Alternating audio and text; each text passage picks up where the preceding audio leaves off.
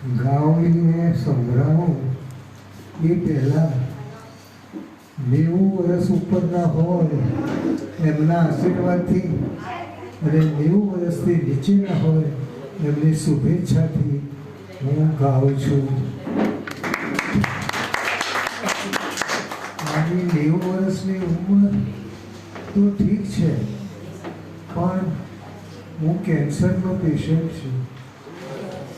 મારા પેટમાંથી આજે 34 વર્ષ પહેલાં 70% ભાગ કાઢી નાખ્યા છે. એટલે હું માત્ર 30% ભાગથી 34 વર્ષથી જીવી રહ્યો છું.